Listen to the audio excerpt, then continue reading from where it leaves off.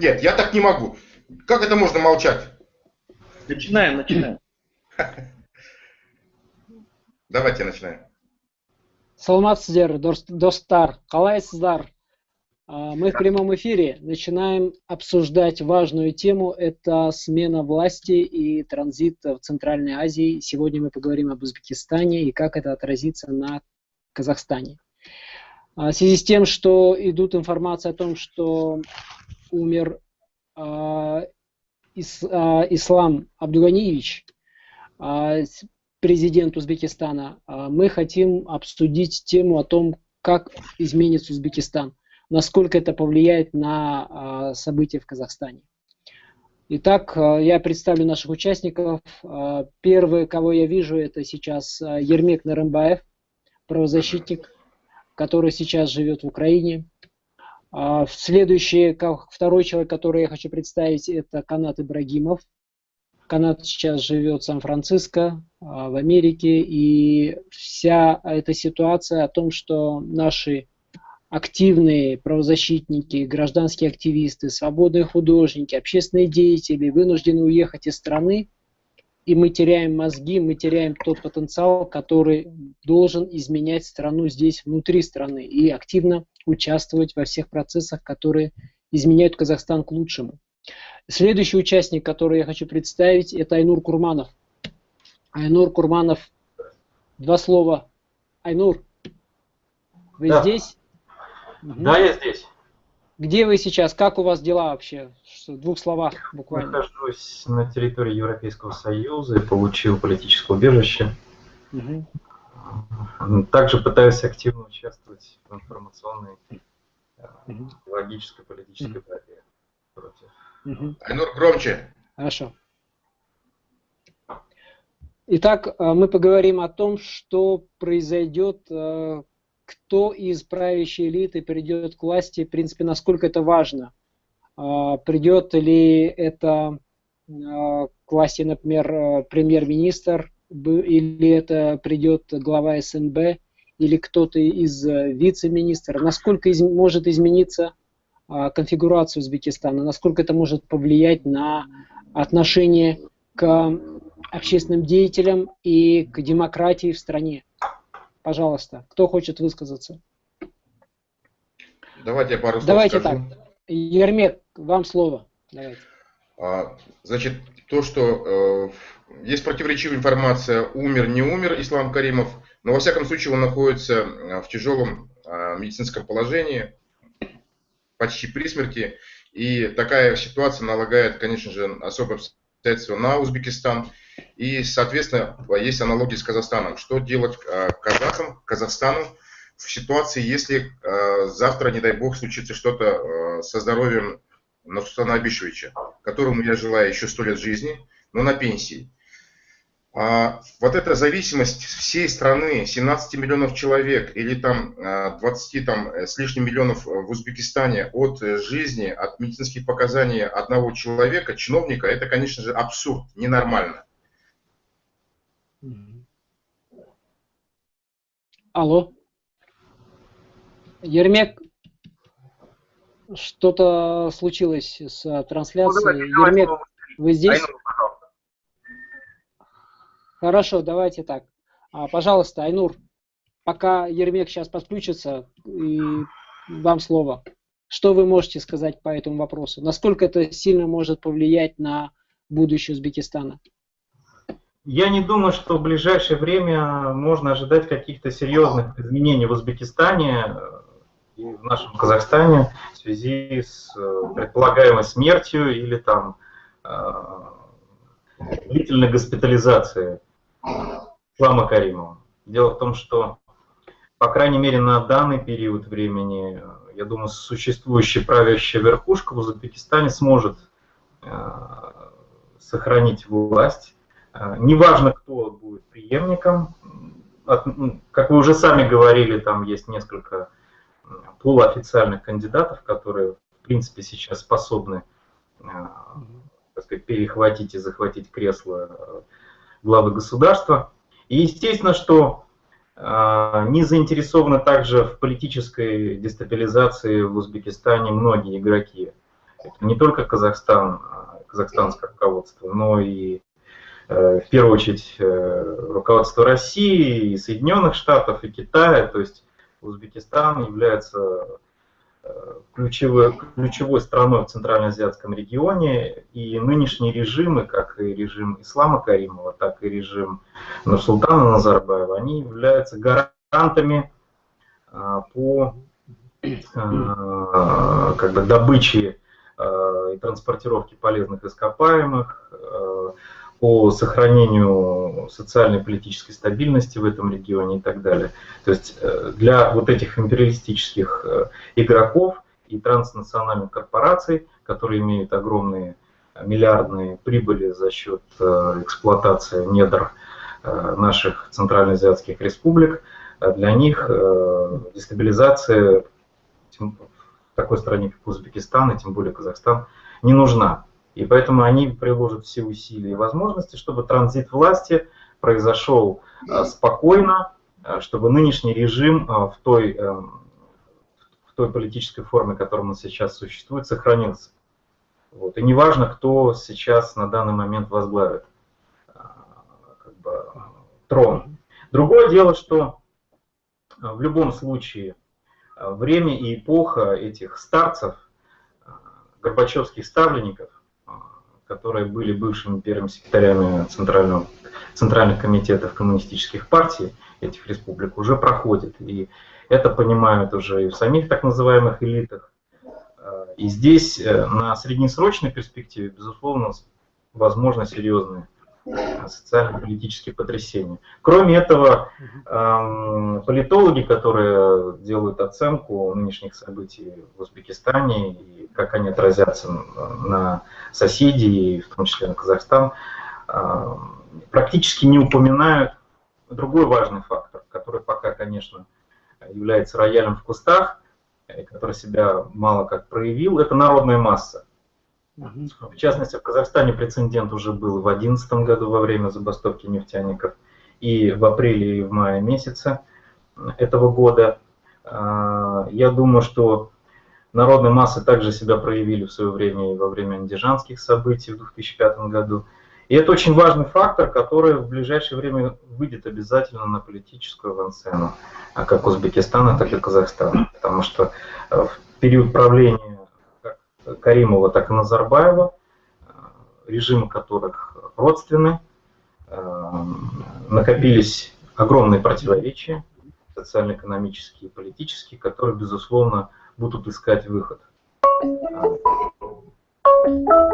Поэтому я думаю, что мы должны все, в том числе те, кто здесь сидит, приложить все усилия для того, чтобы активно как бы поддержать любые освободительные процессы в наших республиках, я имею в виду и помочь узбекским оппозиционерам, и как-то начать процесс консолидации с оппозиционными группами Таджикистана, Узбекистана, Кыргызстана, Туркменистана, для того, чтобы сформировать какую-то коалицию для координации каких-то информационных политических усилий.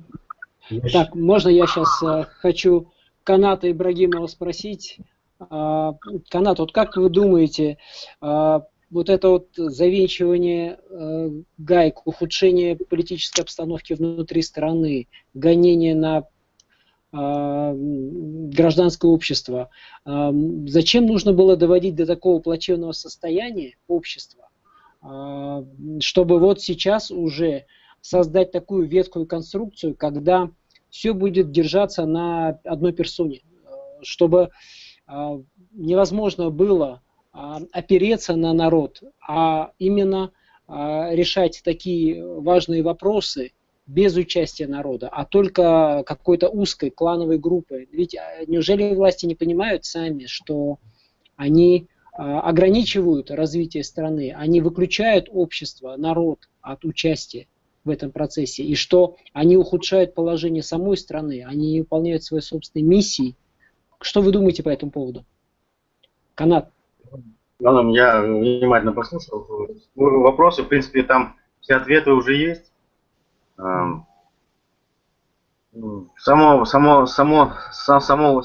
постановка вопроса, который мы сейчас обсуждаем, что будет после, значит, в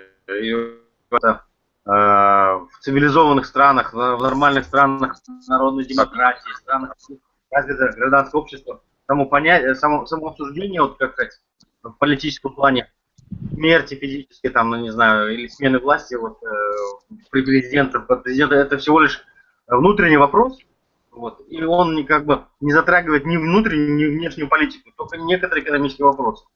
Поэтому я считаю, сама постановка вопроса, она позорная для стран Центральной Азии, которые сейчас находятся в полностью архаике. Мы как будто обсуждаем ситуацию каких-то средневековых деспотов, от которых, значит, к сожалению, зависит судьба миллионов, как правильно сказал. Вся сама ситуация, она ненормальная. Ситуация, конечно же, позорная для наших стран, для всего цивилизованного мира. Это упрек здравому смыслу.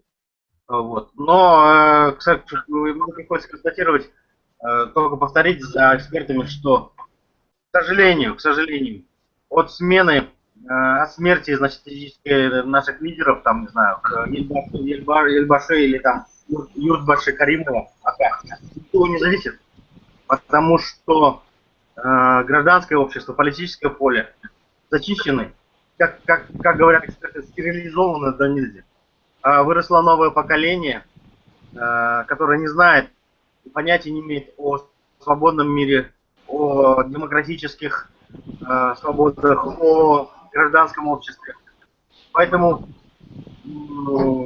имея печальный опыт времен, значит, брежневского правления, когда всего 19 лет, если не изменяет память, было, целое поколение советских людей, оно выросло, сформировалось при Брежневе, и это неисправимым образом изменило сознание, общее мировоззрение, саму культуру наших стран.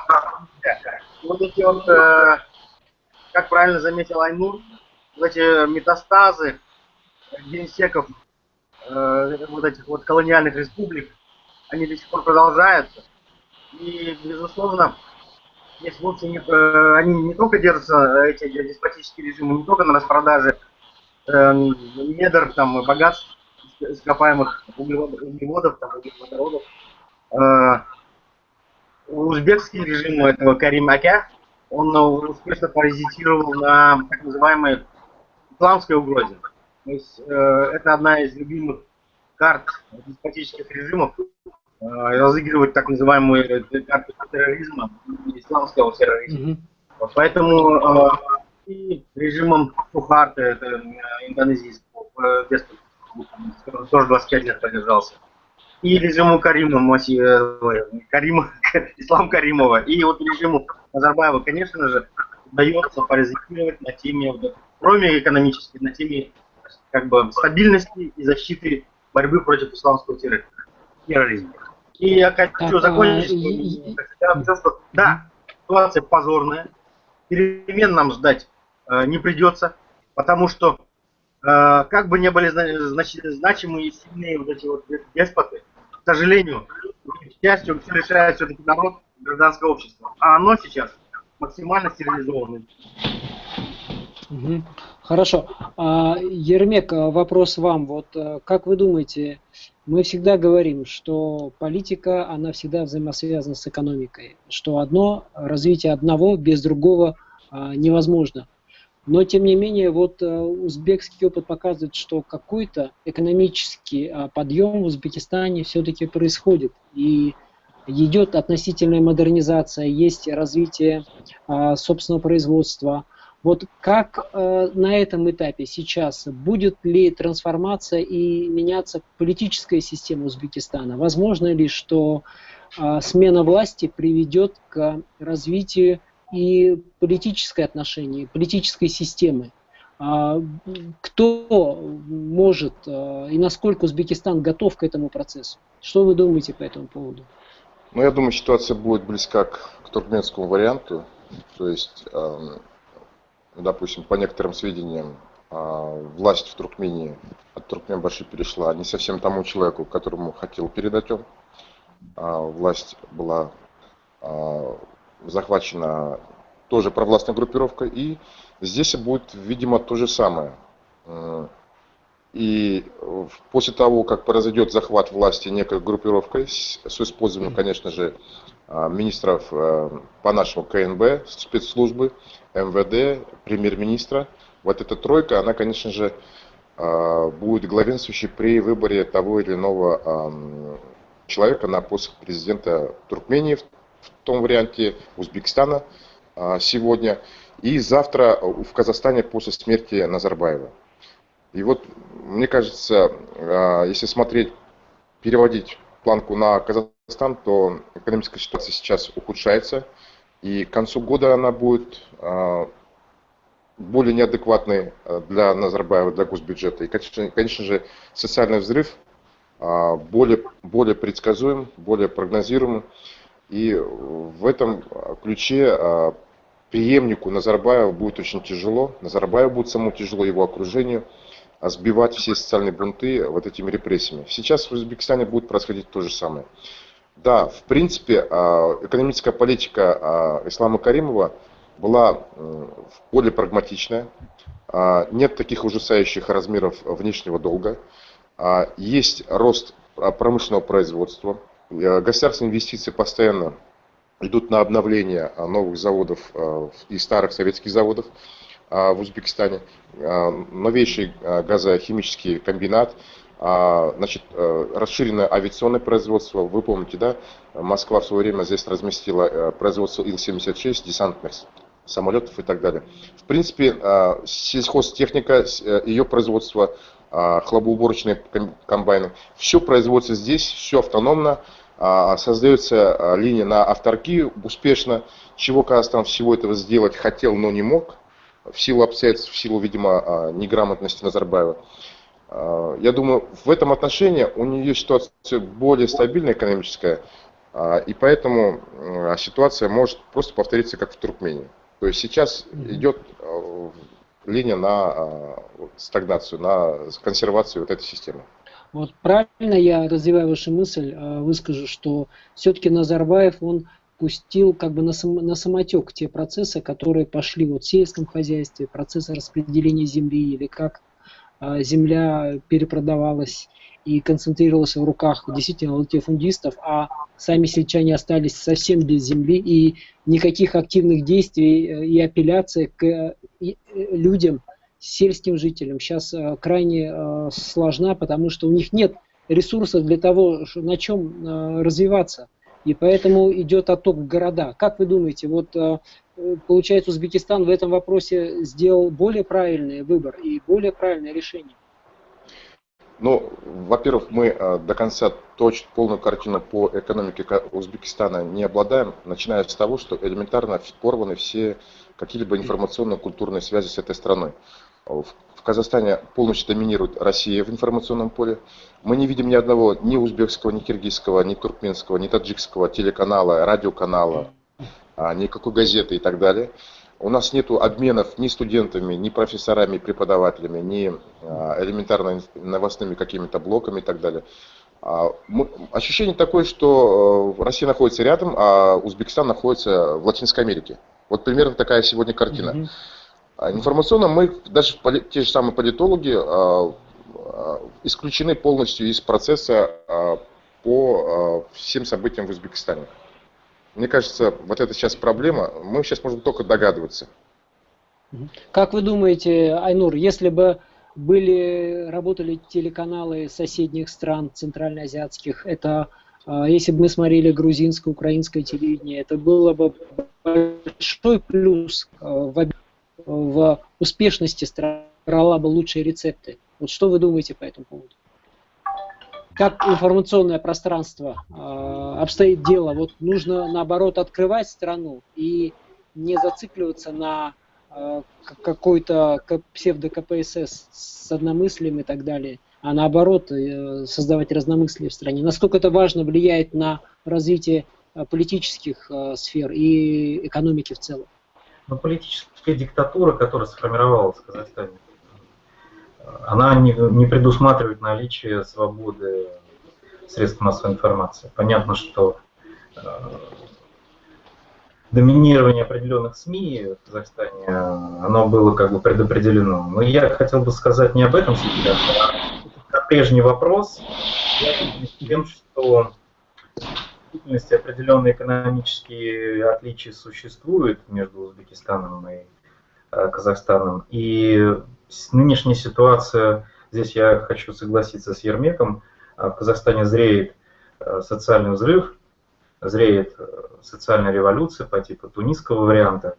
И она была заложена, эти причины были заложены еще с 90-х годов в результате жесткой неолиберальной экономической политики, которая целенаправленно, сознательно проводилась правительством и президентом Назарбаевым по ликвидации всей прежней плановой экономики, и сельского хозяйства и так далее. И нынешняя ситуация, она как бы полностью производная от той политики, которая проводилась в течение последних 20 лет. Поэтому, поэтому, как я уже говорил, нельзя сбрасывать с политической арены народной массы, да, лишенные политического руководства, ситуацию отсутствия каких-либо реальных оппозиционных групп там, или политических партий, сформировавшихся, но снизу сами народные массы в результате определенного стечения обстоятельств готовы и могут выйти на улицы и протесты. Я думаю, что и в Узбекистане тоже накопилась масса социальных и экономических проблем. Дело в том, что 10% ВВП Узбекистана составляет заработная плата как раз трудовых мигрантов, которые работают в России и там, в других странах. И в случае ухудшения, усиления кризиса в самой России,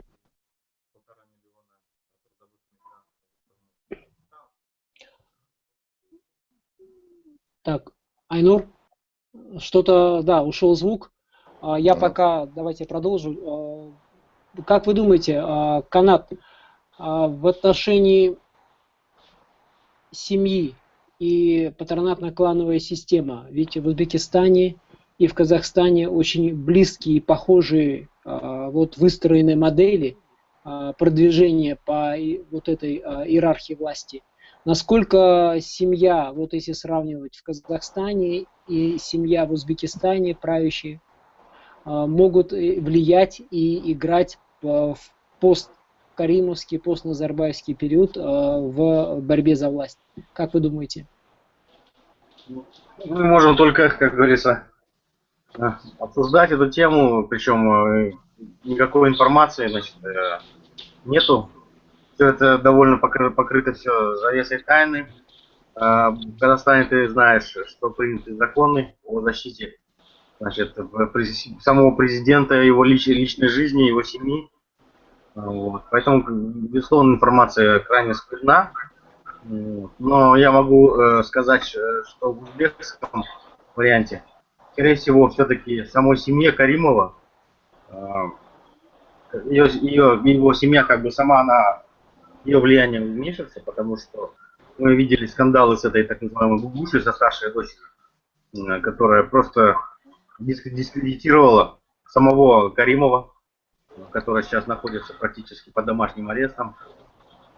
Все ее активы заморожены. Вызывает большое сомнение политический вес или, как сказать, компетентность младшей дочери Каримова, которую якобы Каримов выдвинул в свои преемники, да? Скорее всего, власть перейдет к премьер-министру, который отличился своей жестокостью, даже по информации некоторой избил одного дихканина, который попытался пожаловаться на свое плохое положение. Плюс еще, конечно же, поддержка СБ Узбекистана, довольно зловещая фигура 70-летнего шефа СБ.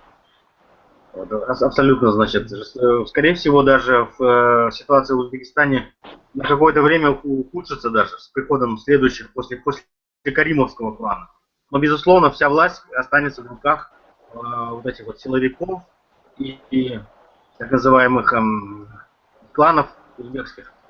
И они будут, безусловно, править. Они получили эффективные рычаги управления 25-летние, которые отработаны Каримовым, и они будут править также примерно авторитарно. Но я думаю, что каримовскую семье, значит, видимо, все-таки придется уйти, потому что, ну, он не оставил после себя Каримов в своей семье никаких, ну, во-первых, нет у него сыновей, а в Центральной Азии это патриархальной стране, значит, это очень важно, чтобы был, значит, по мужской линии продолжатель рода. Ну, его просто нет. Да, по всей видимости, клану Каримова, конечно же, приходит конец. Что не скажешь о назарбаевском клане. Вот здесь ситуация намного сложнее в силу ряда обстоятельств и отличности менталитета казахского. Вот. Здесь, видимо, делается какой-то упор на старшей дочери, на зятях, что довольно сложно. Вот. И в Казахстане существует среди так называемой властной элиты центробежный ссыл. Вот. Это невозможно скрыть. Но опять-таки это всего лишь это базируется на слухах, на домыслах, так называемых экспертов. Как художник могу сказать, что вся эта ситуация не новая, она довольно карикатурная, гротескная. В культуре и в искусстве подобная тема, она всегда была обсуждалась, становилась жертвой всех художников, начиная от Гои и кончая, значит, латиноамериканскими художниками и леваками. И с точки зрения художника и с культурной точки зрения, это ситуация в Центральной Азии, это весь этот голод архаики, весь этот зверинец тошнотворных диктаторов, деспотов. Это, конечно же, благодатная почва для художественных образов и для такого, скажем так, саркастического осмысления. Это хорошая пища, хороший урок для художников, для людей культуры, которые в наших странах Центральной Азии, за редким исключением, единиц, вообще не принимают участие ни в культурном, ни в политическом процессе. Они занимаются только обслуживанием своих элит. Это тоже, с моей точки зрения, с точки зрения художника, это тоже позорное явление. Так как не только политики решают, не всегда решают ситуацию в стране. Все-таки люди творчества, культура, она имеет очень большое значение. Хорошо. Ермек что-то хочет добавить, пожалуйста. Гал, я бы хотел сказать несколько тезисов в кратком варианте, чтобы было, мне кажется, более четкое понимание, значит, моей позиции. Первое. Если для нас, конечно же, более важна ситуация в Казахстане и аналогия, значит, с возможной смертью Назарбаева, с его уходом в том или ином варианте. Значит, первое. Значит, если произойдет смерть и будет сейчас возня, междоусобица, вплоть до того, что будут скрывать истинное время и день смерти Назарбаева, значит, могут 2 дня, 3 дня держать информацию, пока произойдет междоусобица. Будет усиление репрессий, с одной стороны. С другой стороны, будет популизм и попытка заигрывать с народом в лице преемника и его команды. Ну, допустим, это будет Дарига, или Тасмагамбетов, или другой вариант. Это будет все равно однозначно того же поля ягоды. И с другой стороны, что делать сейчас народу, что делать оппозиция, общественность, глотать как бы обиды, слюни внутри себя и смотреть, что опять играет со страной как с игрушкой, либо все-таки принять свое участие и влияние на эти события. Элита, бизнес до сих пор чувствует свою безответственность за страну. А то, что народ, простой народ бунтует, пытается одиночные какие-то всплески возмущения выдавливать из себя, и все это подавляется, конечно же, вот когда произойдет смерть, я все-таки надеюсь, что люди, благодаря Фейсбуку, социальным сетям, влияние которых растет не по дням, а по часам, оно сыграет все-таки свою роль. И век преемника будет, мне кажется, должен быть недолгим. И все люди, если выйдут на улицы, на площадях в день, в час, когда все узнают про смерть Назарбаева, и все эти события повлияют за собой, это все-таки будет означать, что страна, народ осознает свою высокую ответственность за это государство. Либо она погибнет под внешними воздействиями Китая, России, того же Узбекистана на нашу страну. И вот здесь я с Айнуром Курманом соглашусь в том плане, что рабочие и их забастовки вместе с гражданским обществом и их митингами, и все вместе с Фейсбуком, оно сыграет решающую роль. Вот мне кажется, сейчас оппозиция, независимо от политических взглядов, социалисты, националисты, либералы, консерваторы и так далее, сейчас должны объединиться хотя бы под каким-то неким народным фронтом, пусть пока виртуальным, пусть пока на Фейсбуке, пусть пока без выходов на митинги, под тремя какими-то большими целями, вокруг которых и можно сейчас подготовиться к смене власти, к уходу Назарбаева. Это честные выборы, это суд присяжных, это отмена должности президента. Это, значит, местное самоуправление. Если будет суд присяжных, то это и будет означать права человека. Сейчас уже даже нужно говорить не о лозунгах, а нужно говорить о гарантиях этих прав человека. Права человека – это честные выборы и суд присяжных по всем уголовным делам, по всем гражданским, административным делам. Ну, в общем, я согласен с тобой, Ермек, что демократия по умолчанию. Она просто по умолчанию. Да, демократия по умолчанию. Тут еще возникает особняком вопросы, которые не все поддерживают. Речь идет о люстрации, речь идет о вооруженном народе, о том, чтобы, в принципе, но это уже другие темы. Но важнейшая тема – это отмена президента, суд присяжных, честные выборы. И если, в принципе, независимо от политических взглядов, мы под этими тремя целями подписываемся и знаем, что какой бы человек ни пришел к власти от народа, он будет эти три цели преследовать и не будет тянуть одеяло на себя. Я нахожусь в Украине, и я вижу, что после 2 революций люди недовольны. Люди понимают, что в какой-то степени их обманули, и олигархи, когда снимали одного Назарбаева, второго Назарбаева, в итоге народ обманывали и одеяло перетягивали на себя, и президент снова принимал гигантский образ, который не дает народу ни проходу, дыхнуть и так далее. И нет никаких реформ. То есть в этом ключе сейчас нужно готовиться к постназарбаевскому периоду осознанно, осмысленно. Это не за горами. И смерть Назарбаева, слава богу, я думаю, что в силу возрастных причин все-таки скоро. Назарбаев, если был бы грамотным человеком, он бы ушел бы сейчас на пенсию и нормально бы протянул бы свои годы еще лет на 10, благодаря тому, что он был бы вне политики, вне вот этих сфер. Хорошо. Канат, вопрос сейчас Айнуру Курманову. Айнур, как вы думаете, вот может ли народ, общество, гражданское общество, вот эти все здоровые силы проснуться в Казахстане и в Узбекистане и активно влиять на происходящие политические процессы и стать актором, то есть влиять и участвовать в процессе принятия решений? Может ли сама элита двигаться в сторону общественного договора, вот исходя из того, что она осознает свою ответственность и хочет опереться на народ, на гражданское общество, на эти силы, чтобы решение было не субъективно ориентированным на персону, а обществом выработанное и принятое всеми. И тогда оно имеет силу закона, тогда оно является демократичным, имеет демократические процедуры, которые будут каждым разом все больше и больше входить в нашу жизнь. Как вы думаете, возможен ли этот путь?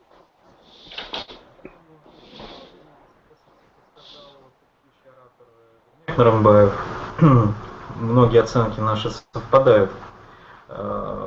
Я просто хотел добавить относительно революционной ситуации в Казахстане. Я считаю и уверен в этом, что определенные элементы и условия революционной ситуации в Казахстане уже на сегодняшний момент складываются. Это воочию показали события апреля, мая этого года. Я думаю, что конец этого года будет достаточно тревожным, и начало следующего года. Это в первую очередь связано с социально-экономическими проблемами, с той политикой жесткой, неолиберальной, антисоциальной, которую проводит правительство Назарбаева, связано с массовой приватизацией и дальнейшей продажей земли под теми или иными предлогами и так далее. То есть все эти процессы будут дальше усиливать недовольство в обществе, которое многие социальные слои сейчас впадают в нищету. И в этой ситуации не может быть никакого договора. Потому что власти, во-первых, не с кем договариваться, то есть той группе, той клике, которая сейчас находится у трона, они уничтожили все, даже формальные оппозиционные структуры, не существует у нас профсоюзов, не существует каких-либо организаций. Более того, они пойдут по пути ужесточения репрессий. Я думаю, что в конце этого года будут приняты конституционные поправки, которые формально, может быть, даже представят нашу государственное устройство в виде парламентско-президентской республики. Я не исключаю такой вариант, потому что Игорь Рогов уже готовит эти поправки. В частности, речь идет о том, чтобы отказаться от общенациональных выборов президента, о том, чтобы кукольный парламент нынешний полностью утверждал внутри себя фигуры, ключевые фигуры. И понятно, что в этой ситуации Назарбаев и его семья постараются сделать все, чтобы обеспечить именно сформировать в стране династическую систему преемственности власти. То есть речь, возможно, идет о Дариге Назарбаеве как самой вероятной фигуре. И, безусловно, в связи с тем, что они будут нелегитимными, эти преемники, они будут опираться в первую очередь на силу оружия, на силу дальнейших репрессий, на силу подавления, цензуры, выключения интернета, социальных сетей, попытки провести изоляцию Казахстана, вот, что, я думаю, у них мало получится. И поэтому здесь никакого договора не может быть. Безусловно, те революционные силы, которые в Казахстане уже существуют, в частности, это рабочее движение, которое, как ни крути, все равно существует, в Казахстане уже показало себе, а также безработная сельская казахская молодежь, которая сконцентрирована в крупных городах, в первую очередь в Алмате, в пригородах Алматы. Именно вот эти две крупные социальные силы и решат исход, так сказать, будущей революции казахстанской. И здесь, да, я согласен, что разным, идеологически разным политическим группам нужно договариваться, нужно пытаться координировать свои усилия для того, чтобы обеспечить и добиться демократических изменений в стране. Это слом нынешней политической системы и проведение радикальных социально-экономических и политических реформ. Айнур, если говорить, сейчас я добавлю ремарку маленькую, можно, да? Да, пожалуйста. Айнур, и как бы если говорить языком коммунистов, то по большому счету сейчас стоит задача совершить буржуазно-демократическую революцию. Революцию в сторону демократизации, которая, конечно же, ставит вопросы бизнеса и так далее, свободы, демократические, гражданские и так далее. Речь, по сути, идет, если вот классическим языком выражаться, речь идет сегодня на повестке дня о совершении буржуазно-демократической революции, которая была совершена, вот, допустим, в Украине, в Восточной Европе и так далее. Пока это самая главная задача. И вокруг нее, вот этих вокруг суд присяжных, отмена президента, честные выборы, местное самоуправление и так далее, я думаю, мы сможем все силы объединить, какие бы противоречивые взгляды между ними не были. Вот эти 3-4 цели, они объединяют всех. То есть я правильно понял, что действия власти, современной нашей казахстанской власти и элиты направлены были на то, чтобы создать феодальное общество, на то, чтобы контролировать все процессы, на то, чтобы выключить общество от принятия решений, на то, чтобы мы все чувствовали себя не самостоятельными, и получается, это коснулось и бизнеса, это коснулось всех сторон жизни, и поэтому мы имеем такой плачевный результат. Да, мы сегодня феодальное государство, где государство есть частная собственность семьи Назарбаевых и его приспешников. Все остальные не имеют никаких прав. Ни в судах, нигде. Хорошо. Тут я не совсем согласен. Можно ремарочку буквально ставить. Нельзя назвать, конечно, Казахстан феодальным обществом. Безусловно, здесь существует компрадорский капитализм, сырьевая экономика, которая ориентирована на вывоз, в первую очередь. Олигархический капитализм. Но получается, мировоззрение, которое создавалось, навязывалось обществу, оно было сугубо патриархально-феодальным.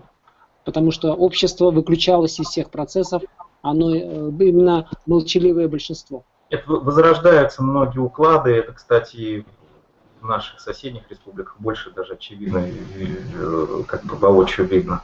Вот. Безусловно, что эти первые секретари стали этими ханами, царьками, я не знаю, как назвать, с азиатским колоритом.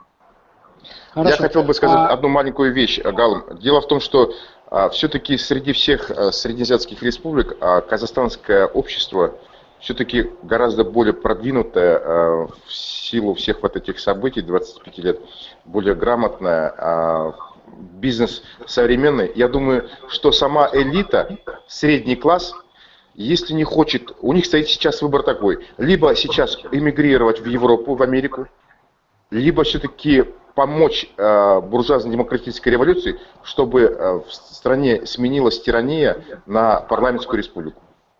И она имеет вот эти ресурсы, но боится, не решается. И вот этот страх сейчас, я думаю, он уже настолько вот этот преодолевается вот этим негодяйскими новостями каждый день со всех точек, источников. Мы все время погружаемся в поток негативной информации, которая исходит от власти. И вот эта сама элита вместе с народом, средний класс, он в принципе сегодня готов уже взорваться. Я думаю, нужна просто какая-то искорка. Ну, хорошо, это ваше мнение. Канат.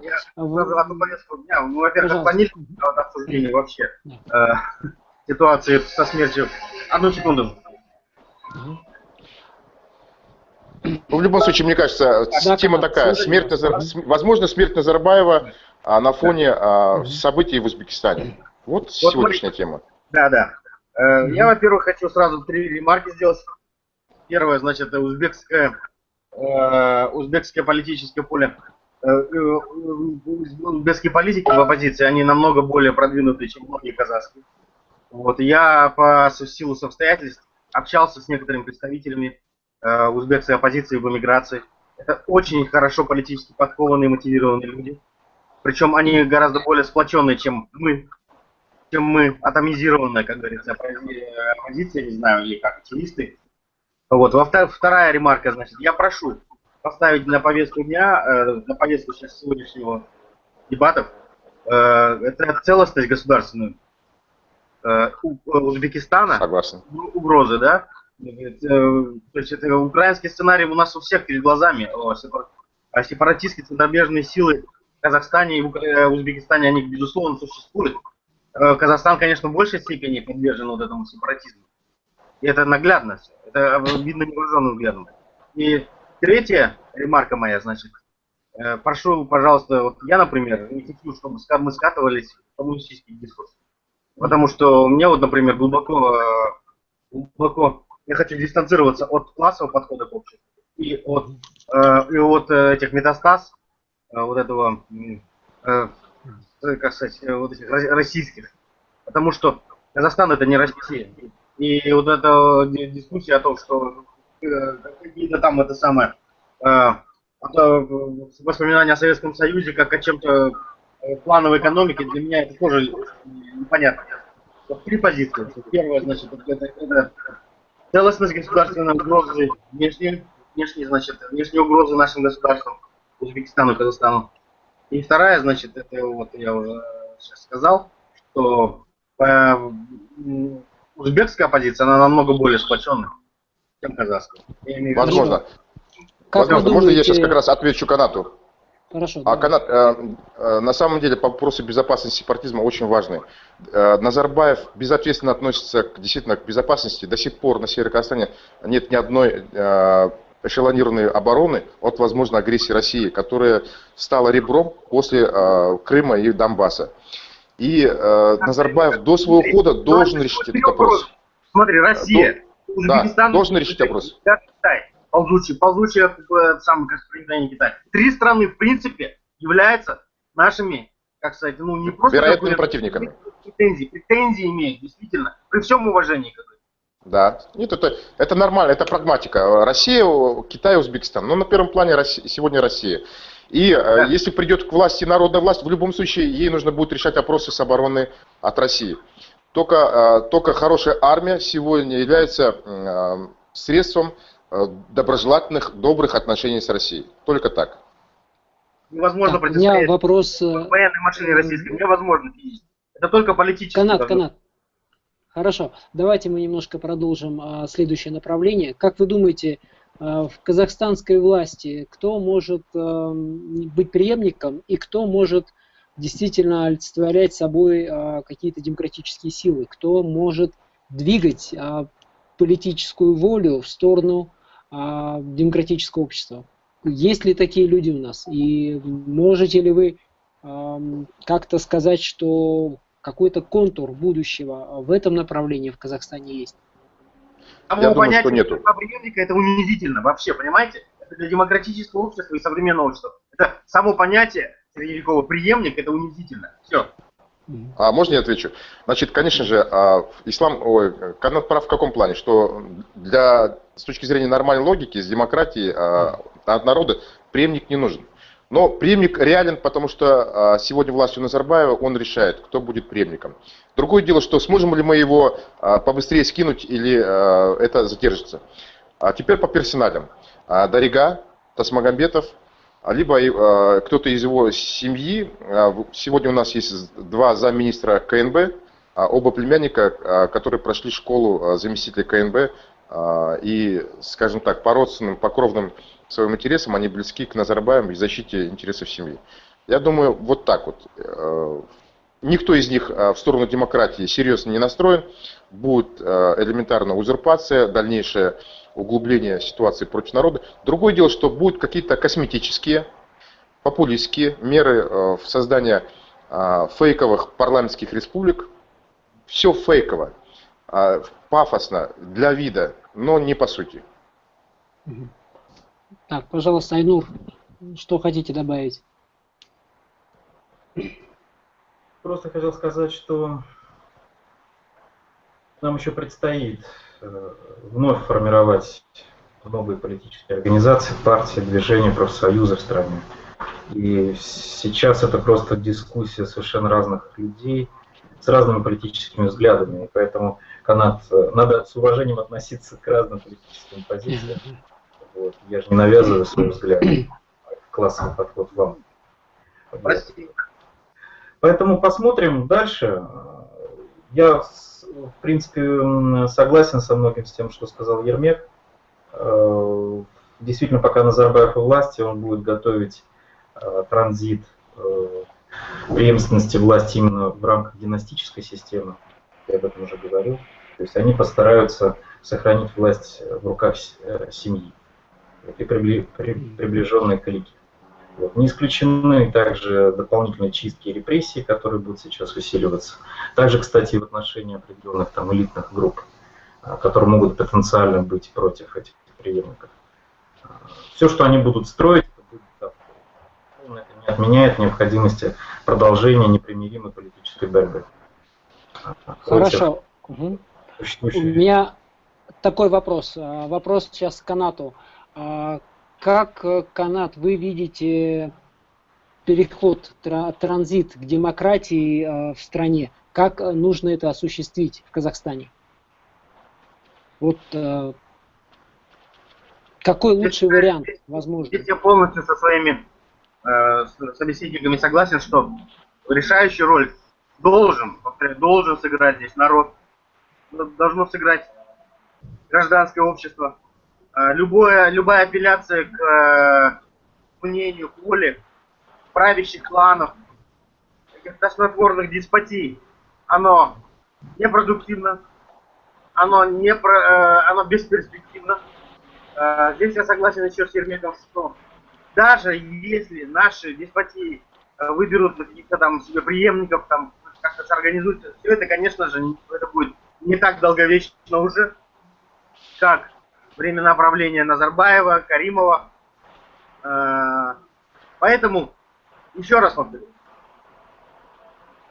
любая передача деспотичная, значит, плановая передача власти, она будет недолговечной, раз. Во-вторых, все должно решать гражданское общество, то есть народ. И обязательно должны быть соблюдены по умолчанию все принципы демократии, плюс люстрация сверху донизу, полная реформа всех силовых ведомств по методу Саакашвили, то есть увольнение полиции полностью, всю полицию в отставку и создание новой на основе тренингов конкурентной народной полиции. Вот. Плюс безжалостная иллюстрация, вплоть до решения гражданских прав тех людей, которые сотрудничали с преступными режимами Назарбаева и Каримова. Всех людей, которые способничали. Плюс еще, я думаю, что мои собеседники тоже согласны, это попытаться вернуть все разворованные капиталы в Казахстан. И прецеденты таких методов, они существуют.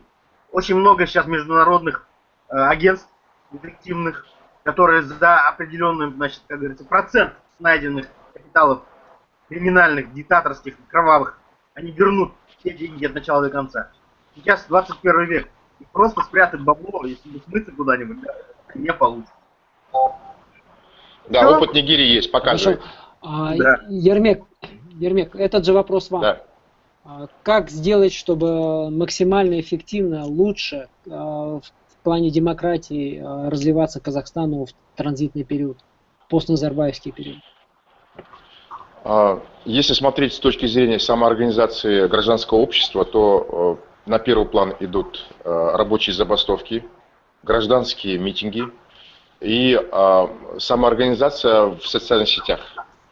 Вот три, в принципе, механизма, с помощью которых мы сможем победить.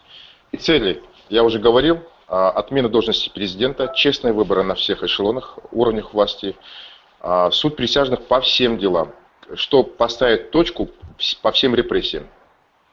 Вот. Хорошо. Айнур? Здесь также, я считаю, важным решить главные социально-экономические вопросы, которые будут двигателями всех революционных процессов народных масс, которые озлоблены и которые ненавидят нынешнюю верхушку. Это в первую очередь национализация тех отраслей экономики, которые оказались в руках нынешней верхушки. Полная их национализация под контролем трудовых коллективов. И это требование выдвигали нефтяники Жанузеня, те передовые рабочие, которые находились впереди в авангарде борьбы. Поэтому я считаю, что это будет одно из главных лозунгов и требований предстоящих массовых выступлений людей снизу. То есть полное изменение социально-экономического вектора развития страны в пользу большинства. И остановить приватизацию, полностью пересмотреть ту приватизацию, те процессы легализации, которые проводились режимом в 90-е годы, 2000-е и так далее. То есть полный пересмотр прежней социально-экономической политики и всего политического курса. Галам, на самом деле понятно, что все это политические средства, может быть, они не до конца понятны широким массам. Естественно, халка адамдарға керек не, чтобы, в принципе, вопросы с обороной были решены, здравоохранение, образование бесплатное, национализация, вопросы по детям, по обеспечению их, по диспропорциям между доходами, между олигархами и людьми. Все вот эти вопросы, конечно же, вопросы решатся, если мы решим вопросы с демократией, с возвращением власти народу. А народ уже, имея всю полноту власти, уже будет сам решать, какое ему нужно здравоохранение, какое ему нужно образование, какие нужны налоги, какой нужен ему бизнес, какие ему нужны инвестиционные, значит, среда и так далее, и так далее. И все наладится. Мы станем нормальной страной. Во многом даже выше, чем европейские страны. Это можно сделать. Но для начала сейчас нужно вернуть народу власть. Ну, поэтому я призываю всех, кто нас слушает, создавать какие-то свои группы, сообщества, силы влияния для того, чтобы изменять наш казахстанский мир в сторону того, чтобы мы ушли от авторитаризма. Так или иначе, но никаких пока политических сильных движений нет, и нам предстоит вообще очень трудный путь для того, чтобы изменить страну и опять выйти из авторитаризма и прийти к демократии. Я надеюсь, что демократические процедуры, если будут они доминировать во всем, то они изменят нашу среду, они подтянут наш менталитет, они приведут к тому, что мы все будем придерживаться равенства и верховенства закона. Надеюсь, что когда-нибудь интересы элиты и интересы наши сойдутся в этом. И если не сойдутся, то будет революция. Если сойдутся, то мы сможем эволюционно развиваться. Я поэтому надеюсь, чтобы власти были с народом, и власти сделали все сейчас, чтобы двигаться в сторону народовластия. Ну, на этом разрешите закончить сегодняшнюю дискуссию. Надеюсь, мы встретимся еще, и эта тема будет продолжена. Всего доброго. Я хочу поздравить Да. всех, значит, и вот присутствующих всех участников, и организатора, и народ, и людей, которые будут смотреть эту передачу с почином, потому что вот в условиях репрессий и запрета, даже, грубо говоря, выхода на улицу и проведения уличных акций, митингов, демонстраций, вот эти видеоконференции, мне кажется, это огромная такая перспектива перед этим проектом, перед этим направлением. И вот таким макаром мы сможем очень многие вещи просветить и людей вовлечь в широкое обсуждение злободневных политических проблем будущего нашей страны. Спасибо. Дай слово Айнуру, пожалуйста. Короткое. Айнур, пожалуйста. Слушаем Ну вас. что ж, я считаю, что действительно это такой некий информационный прорыв, первый такой шаг. И, безусловно, вот эта госпитализация и, возможно, смерть Каримова, она должна подтолкнуть к активизации обсуждений всех вопросов политического переустройства нашего общества в том числе. И я думаю, что сейчас люди все больше будут активнее интересоваться вопросами политической борьбы, вопросами дальнейшего развития нашего общества и будут судорожно искать выход. Я считаю, что политизация общества нарастает. Толчок самосознания, он уже был дан в апреле-мае этого года. И мы смотрим с оптимизмом. То есть наш народ, наши граждане начинают просыпаться. Спасибо. Спасибо. Канат, пожалуйста. Я желаю нашим братским нациям, нашим братским народам, казахскому, узбекскому народу извлекать уроки из прошлого, из нашей общей драматической истории. Вот. И я желаю, чтобы действительно вот эти видеоконференции продолжались, которые нам любезно предоставил Мурат, эту возможность. И я желаю, чтобы казахская нация, она с честью вышла из этого испытания. Чтобы наши народы, и узбекский народ, и казахский народ, чтобы вместе шли рука об руку в 21 век, чтобы больше не повторился никогда этот коллапс архаики и этот страшный опыт террора 30-х годов, этого Голодомора, Ашашева. Хорошо. Всем всего доброго. До новых встреч. Хочу, чтобы народы, братские народы Узбекистана и Казахстана были вместе и вместе развивались к демократии и процветанию, чтобы элиты поняли, что только демократическое развитие приведет к экономическому росту, и это решит задачи процветания наших народов. Спасибо, всего доброго. До свидания. Всем свободы. И свободы